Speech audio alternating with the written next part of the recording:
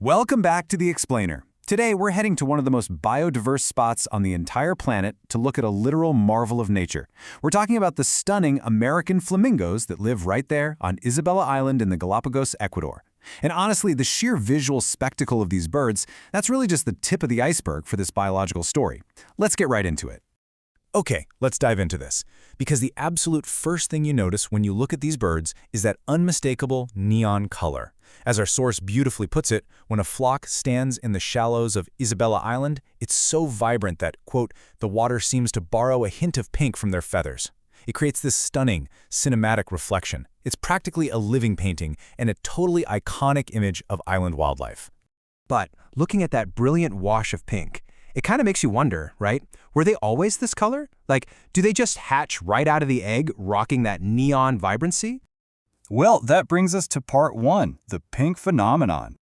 Now, what's really interesting about this slide is the stark reality of how these guys actually start out.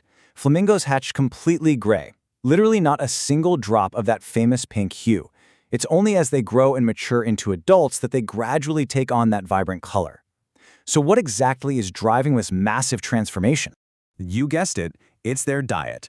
By eating massive amounts of algae and small crustaceans, specific pigments called carotenoids gradually accumulate in their bodies. This literally dyes their feathers from the inside out. You really are what you eat, right? Which perfectly sets up part two, upside-down dining. Knowing what they eat is cool, but the physical mechanics of how they actually get that colorful food is wildly specialized. Let's break down this sequence.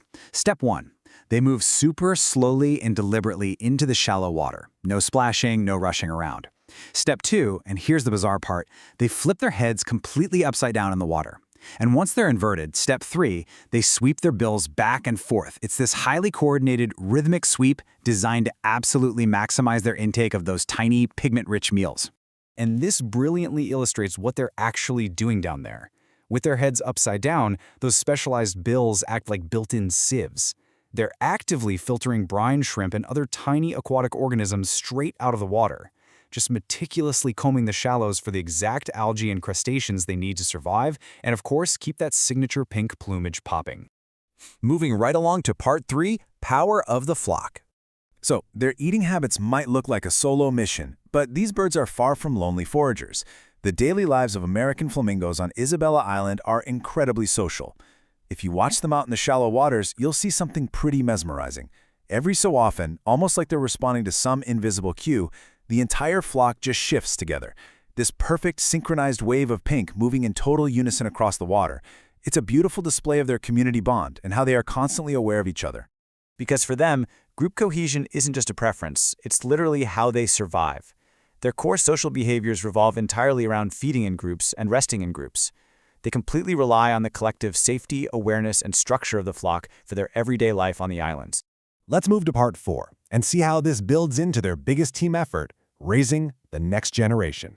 When breeding season hits the Galapagos, that intense reliance on community becomes absolutely essential.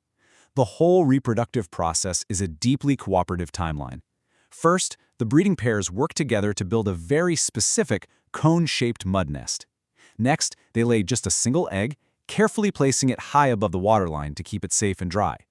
Then, in a true display of shared responsibility, both parents actually take turns incubating the egg. And finally, step 4, once that little gray chick hatches, both parents are on the hook for feeding it. And speaking of feeding the chick, we absolutely have to talk about this biological mechanism. They feed their young something called crop milk. Now wait, milk? From a bird? Yeah, I know, it sounds totally bizarre. But this is a very real, highly specialized, nutrient-rich secretion that the parents produce right in their crop, specifically to nourish the new chick. It's just another one of those mind-blowing adaptations these birds possess. Finally, part 5, a vital island population.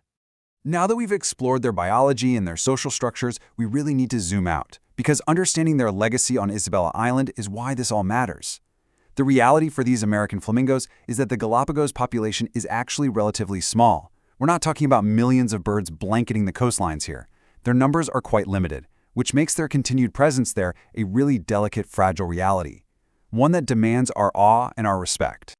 And because of that small population size, every single flamingo, Every cone-shaped mud nest and every little gray chick matters immensely. These flocks are a fundamentally important part of the island's wildlife. They aren't just there to look pretty for photos. They are a vital, functioning piece of the local ecosystem, actively filtering the waters and adding to the incredible biodiversity of the Galápagos. Which leaves us with this final thought. We've seen how they transform, how they eat upside down, and how they rely completely on their flock to survive. But with such a small, isolated population on the Galápagos, how long will these pink icons continue to paint the island waters? It's a pretty profound question and a great reminder of just how fragile nature is and why it's so crucial to understand the creatures we share this planet with. Thanks for joining me for this explainer. I hope you're walking away with a brand new appreciation for the vibrant, upside-down dining flamingos of Isabela Island.